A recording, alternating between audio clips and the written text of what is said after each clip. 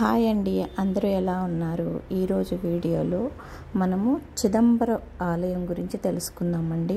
నేను షూట్ చేస్తూ వెళ్తున్నాను, కానీ వాయిస్ ఓవర్ ఇస్తున్నాను. ఎందుకంటే షూట్ చేస్తున్నప్పుడు మనం వాయిస్ ఇవ్వలేము. ఇక్కడ ఎంతవరకు ఫోన్ అలౌ చేశారో లోపల అంతవరకు నేను షూట్ చేసి, కాకుంటే టెంపుల్ గురించి అయితే నేను తెలుసుకున్నంత వరకు పూర్తి వివరాలు అయితే చెప్తాను.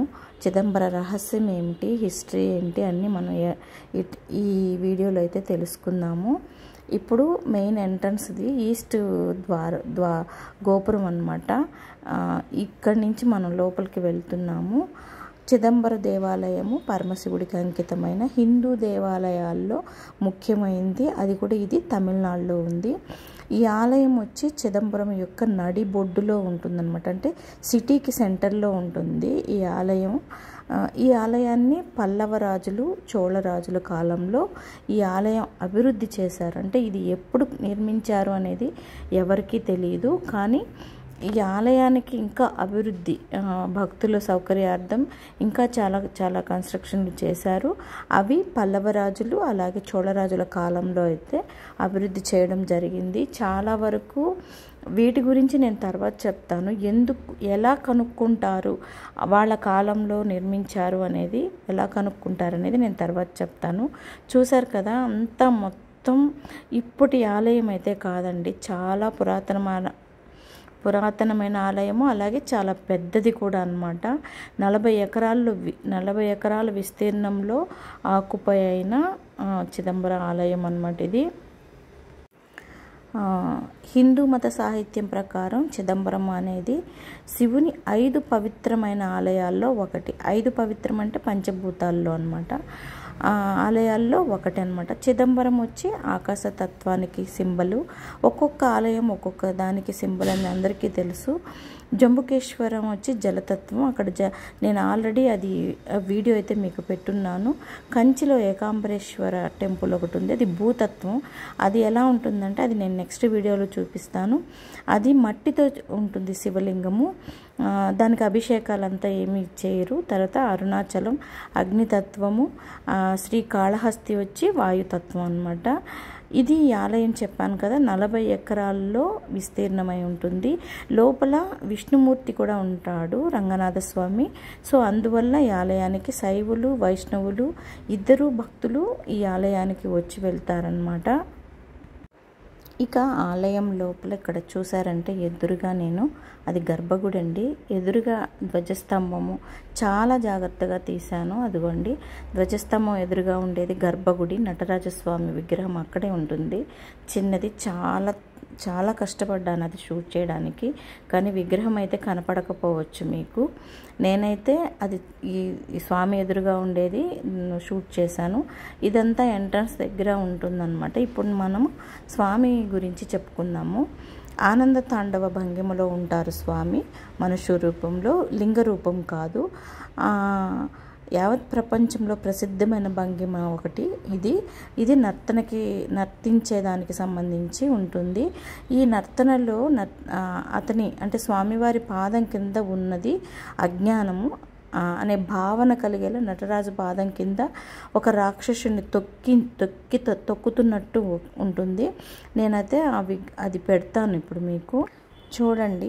ఇక్కడ చేతిలో నిప్పు ఉంటుంది, అంటే నాశనం చేయు శక్తి, అనగా దుష్ట శక్తుల్ని నాశనం చేయడం అన్నమాట. పైకెత్తిన చెయ్యి సర్వజగత్కి రక్షకుడిని తెలియజేస్తుంది. వెనక ఉన్న వలయం విశ్వానికి సూచన, చేతిలోని డమరకం జీవం యొక్క పుట్టుకకు సూచన అన్నమాట. ఇవన్నీ ఈ నటరాజు యొక్క ఆ నాట్య భంగిమలో అంత నిగూఢంగా దాగి ఉందన్నమాట.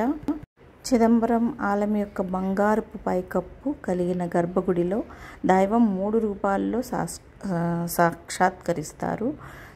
స్వరూపము, అర్చన రూపము, అలాగే నిరాకార స్వరూపము. 3 రూపాల్లో స్వామి మనకి దర్శనమిస్తాడు. ఇదే బంగారు గోపురము. ఇప్పుడు చిదంబర రహస్యం గురించి తెలుసుకుందాం. ఇప్పుడు ఈ పిక్ని బాగా గమనించండి. సెంటర్లో ఉన్నది స్వామి. స్వామికి ఎడం పక్కన అమ్మవారు ఉన్నారు, కుడి పక్కన కొన్ని వేలాడదీసి ఉన్నాయి. అవి బిల్వ పత్రాలు, బంగారు బిల్వ పత్రాలు. తెర వెనక వేలాడదీసి ఉంటాయి. స్వామికి గుడికి పక్కన సైడు మనకి ఏం కనిపించదు, తెర ఉంటుందన్నమాట.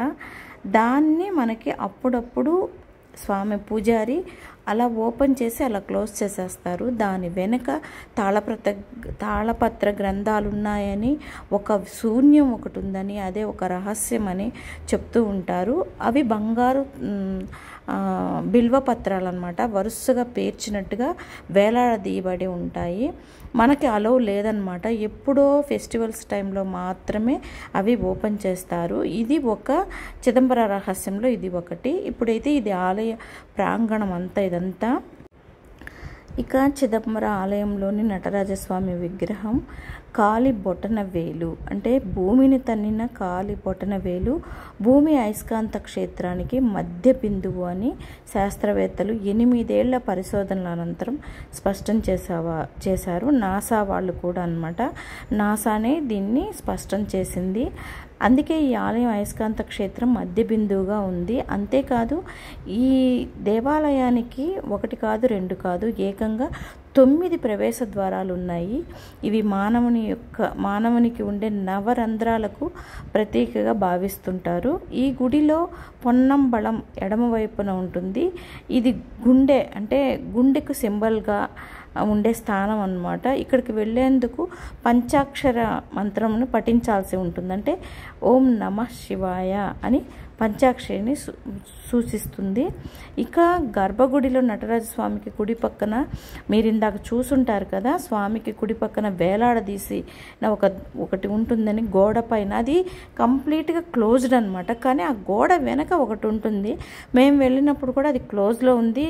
లోపల స్వామివారి ముందు దాకా వెళ్ళాలంటే కూడా మనము చాలా తీసుకుని పూజకి సంబంధించి ఏదో చాలా డబ్బులు కట్టి తీసుకుని లోపలికి వెళ్ళాల్సి ఉంటుంది. అక్కడ ఒక యంత్రం ఉందని, ఒక చిత్రం ఉందని, ఆ గోడ వెనకాల చిన్న చిన్న హోల్స్ ఉంటాయి ఆ గోడకి, ఆ హోల్స్లో నుంచి చూస్తూ ఉంటారు డబ్బులు కట్టిన వాళ్ళు. కానీ ఏం కనిపించదు, అక్కడ కూడా ఒక తెర వేసేసి ఉంటారనమాట. కానీ ఏముంటాయంటే అక్కడ బంగారు బిల్వపత్రాలు ఇందాక చెప్పాను కదా, అవి వేలాడదీసి ఉంటాయి. దానికి ముందు ఒక తెర ఉంటుంది, దానికి ముందు ఒక గోడ ఉంటుంది. ఆ గోడకి హోల్స్ ఉంటాయి. హోల్స్లో నుంచి చూసినప్పుడు తెర కనిపిస్తుంది. అప్పుడప్పుడు ఆ తెర తీస్తారు. తెర తీసినప్పుడు మనకేం కనిపిస్తాయంటే బిల్వపత్రాలు, వేలాడదీసిన బంగారు బిల్వపత్రాలు ఉంటాయి. దాని వెనక ఒక రహస్యమైన స్వామివారి ఏమంటారు విశ్వంలాగా ఒకటి ఉంది అనేది ఒక రహస్యం అన్నమాట ఇది. అయితే ఈ తెర బయట పక్కకి నలుపు రంగులో ఉంటుంది. తెర 2 కలర్లో ఉంటుందన్నమాట. గోడకి వెనక తెర ఉంటుందని చెప్పాను కదా, అది మన వైపుకి బ్లాక్ ఉంటుందన్నమాట. అది అజ్ఞానానికి సూచన అని. లోపల వైపుకి ఎరుపు ఉంటుంది, ముక్తికి సూచన అనేసి వీళ్ళు వాళ్ళు చెప్తున్నారు. నేనైతే ఇప్పుడు చెప్తూ ఉన్నాను. అయితే ఆలయం అయితే బయట పక్క మొత్తం మీకు కొంచెం చూపిస్తున్నాను. లాస్ట్కి మీకు ధ్వజస్తంభము, ధ్వజస్తంభం ముందున్న గర్భగుడిని కూడా లైట్గా నేను చూపించాను. కానీ స్వామివారు అయితే అంత స్పష్టంగా కనపడకపోవచ్చు. ఇప్పుడైతే నేను బయటంతా ఎంతవరకు చూపించగలమో అంతా చూస్తున్నాము. అయితే ఇక్కడ వేరే విషయం ఏంటంటే, ఇక్కడ ఒక స్ఫటికలింగం ఉంటుంది స్వామివారి దగ్గర. ఇది ఇంపార్టెంట్ అన్నమాట. స్వామి విగ్రహానికి కింద ఆయన నిలబెట్టిన దిమ్మ ఉంటుంది కదా, దాని కింద ఉంటుంది ఒక ర్యాక్ లాగా. దాంట్లోంచి ఒక బాక్స్లోంచి తీస్తారు, చిన్నది ఉంటుందన్నమాట. దాన్ని ప్రతిరోజు 5:30 నుంచి 6:30 వరకు ఈవినింగ్ అభిషేకం చేస్తారు. మేము దానికోసమనే వచ్చాము. వచ్చినప్పుడు ఆ స్ఫటికలింగ అభిషేకాన్ని చూడాలనే ఉద్దేశంతోనే ఈవినింగ్ వచ్చామన్నమాట స్వామి దర్శనానికి. లేదంటే డే టైం వచ్చి ఉండేవాళ్ళం మార్నింగ్. ఈవినింగ్ వచ్చి దాన్ని అభిషేకం చూసి 1 hour 2 hours పైనే 7:30 అయిపోయింది. మేము ఇప్పుడంతా అప్పటి వరకు అభిషేకం జరుగుతూ ఉంటుంది. కానీ మనకంత స్పష్టంగా ఆ లింగాన్ని చూపించరు, ఎందుకంటే అది చేతిలో ఇమిడిపోయి ఉంటుందన్నమాట. ఒక పెద్ద పూజారి దానికి అభిషేకాలన్నీ చేసి మళ్ళీ శుభ్రంగా ఒక బాక్స్ బాక్స్లో పెట్టేసి మళ్ళీ కింద పెట్టేస్తారు. ఈ స్ఫటికలింగం మరకతమణి అంటారు దీన్ని. ఆ మరకతమణి కూడా చాలా ఇంపార్టెంట్ అయింది ఇక్కడ. ఇక నేను చెప్పాను కదా అయస్కాంత క్షేత్రము, పాదము, స్వామివారి పాదం అయస్కాంత క్షేత్రము ఏర్పడింది అక్కడే. అది అయస్కాంత క్షేత్రం, భూమి అయస్కాంత క్షేత్రం అని చెప్పాను. అది కూడా చిదంబర రహస్యంలో ఒక రహస్యం అన్నమాట. అలా చాలా రహస్యాలు దాచుకున్న పెద్ద ఆలయం అన్నమాట ఇది. ఇక గోపురాల విషయానికి వస్తే దక్షిణ గోపురం నుంచి నిర్మించింది ఒక పాండ్యరాజు అన్నమాట. దీనికి గుర్తు గోపురం పైభాగాన చెక్కబడిన, ఇందాక చెప్పాను కదా ఎవరు ఎలా చేశారు, ఇది ఎవరి కాలంలో నిర్మించబడింది అనే దానికి నేను మళ్ళీ చెప్తాను అనేసి, అదే అన్నమాట. చెక్కబడిన పాండ్యరాజులు చేప చిహ్నం, అది పాండ్యుల యొక్క చిహ్నం అన్నమాట. చరిత్ర ప్రకారం ఒకవేళ పాండ్యరాజులు గోపురాన్ని పూర్తిగా నిర్మిస్తే 2 చేపలు ఎదురెదురుగా ఉంచబడతాయంట, అంటే చెక్కబడతాయంట. గోపుర నిర్మాణం అసంపూర్తిగా అంటే కంప్లీట్ కాకుండా ఉండైతే ఒక చేపను మాత్రమే ఉంచబడుతుందంటండి. ఇది సింబలు. దాన్ని బట్టి దక్షిణ గోపురం పాండ్యుల 2 చేపల చిహ్నాన్ని కలిగి ఉంది కాబట్టి ఈ గోపురం మొత్తాన్ని పాండ్యులు నిర్మించారు ఆ కాలంలో అనేసి గుర్తు అన్నమాట. అది ఎంత క్లియర్గా మనకి ఈ ఇన్ఫర్మేషన్ అయితే ఇచ్చారంటే మనం ఎలా తెలుసుకోవచ్చు అనేసి చాలా గొప్ప విషయం. తర్వాత మిగిలినవన్నీ అయితే పల్లవులు, చోళులు నిర్మించుకుంటూ వచ్చారనమాట. తిరిగి గోపురాలు కొన్ని ఒక్కొక్కటి నిర్మించుకుంటూ వచ్చారు. చివరికి శ్రీకృష్ణదేవరాయలు, విజయనగర రాజులైన శ్రీకృష్ణదేవరాయలు కూడా ఉత్తర గోపురాన్ని అయితే నిర్మించడం జరిగింది లాస్ట్కి వచ్చేటప్పటికి. తూర్పు గోపురం అయితే పల్లవ రాజు నిర్మించాడు. ఆలయ గోపురాలు అయితే చాలా బాగుంటాయి. ఇక స్థల పురాణానికి వస్తే చిదంబరం ఇతిహాస ప్రకారం పరమశివుడు ఒకనాడు తిల్లై వన విహారానికి వెళ్ళాడు. ఈ వనంలో ఉన్న ఋషులు తమ మంత్రాలతో దేవతలను ఆవాహనం చేయగలిగిన వారన్నమాట. శివుడు ఆ ఋషులు పఠిస్తున్న మంత్రాలతో లొంగి పీతాంబరధారి అయి ఉసిరికాయలు తింటున్నాడు. శివుని భార్య పార్వతి కూడా శివుని వెంబడించింది. ఋషులు పీతాంబరధారి అయిన శివుణ్ణి అనేక రకాలుగా స్తోత్రాలు చేశారు, అంటే స్తోత్రాలు మంత్రాలతో పూజించారు. తమ భార్యలు ఇతర స్త్రీజనం మోహితులై ఉండడం చూసి మునులు ఎవరిని పీతాంబరుడైన శివుణ్ణి చూసి మునులు కోపోద్రేకులై కోపంతో తమ మంత్ర ప్రభావంతో ఎన్నో పాములని ఆవాహన చేశారు. భిక్షువు రూపంలో ఉన్న భగవంతుడు ఆ పాములను ఎత్తి జడలు కట్టిన జుట్టును చుట్టుకొని ఆభరణాలుగా నడుముకి అంతా చుట్టేసుకున్నారన్నమాట. ఇదంతా చూసిన ఋషులు ఆవేశం పట్టలేక ఒక భయంకరమైన పులిని ఆవాహన చేశారు, అంటే మళ్ళీ పంపించారు. భగవంతుడు దాన్ని చర్మం ఒలిచి నడుముకి బట్టలాగా కట్టుకున్నాడు. ఇంక ఇవన్నీ చూసి పూర్తిగా విసిగెత్తిన ఋషులు వారి యొక్క ఆధ్యాత్మిక శక్తి మొత్తం ఉపయోగించి ముయలకన్ అనే శక్తివంతమైన అహంభావి అయిన రాక్షసిని ఆవాహన చేసుకున్నారు. అప్పుడు స్వామివారు చిరు మందహాసం చిందిస్తూ దేవుడు ఆ రాక్షసి వీపు పైన కాలు పోపి దాన్ని నిశ్చలం అంటే కదలకుండా చేసి దివ్యమైన ఆనంద తాండవం చేసి తన అసలు రూపాన్ని చూపాడంట ఋషులకి. అప్పుడు ఋషులందరూ ఆయన గొప్ప శక్తిని తెలుసుకొని ఆయనకి దాసోహం అయిపోయారు. నేను బంగారు గోపురం చూపించాను కదా, అదే స్వామివారి యొక్క ఆనంద తాండవం చేసిన వేదిక అన్నమాట. ఈ బంగారు తాపడం చేయబడిన వేదిక చిదంబర ఆలయ గర్భగుడి, అదే గర్భగుడి. ఇందులో స్వామి 3 రూపాల్లో కనిపిస్తాడు. సంపూర్ణ రూపం వచ్చి నటరాజ రూపము, అసంపూర్ణ రూపం వచ్చి స్ఫటిక రూపంలో, చెప్పాను కదా మరకతమణి రూపంలో కనిపిస్తారు అని.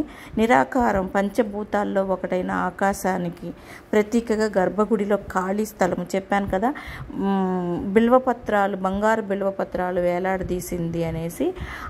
ఆ ప్లేస్ అన్నమాట. అట్లా 3 రూపాల్లో స్వామివారు ఆ గర్భగుడిలో ఉన్నారు. ఒకటి చిదంబర రహస్యంగా మిగిలిపోయింది, ఎప్పటికీ కనుక్కోలేక. ఆకాశము అంటే ఏమీ లేనిది అన్నట్టుగా, ఆ తెర వెనుక బిల్వపత్రాల వెనక ఏమీ లేదు, ఖాళీ ప్రదేశము, అక్కడ స్వామివారి యొక్క ఆకాశ రూపంలో ఉంటాడు అనేది ఒక చిదంబర రహస్యము. అలాగే నటరాజ రూపంలో ఒకటి కనిపిస్తారు, అలాగే స్ఫటిక రూపంలో అంటే మరకతమణి రూపంలో చిన్నది చేతిలో ఇమిడిపోయేంత లింగం ఉంటుంది, స్ఫటిక లింగము.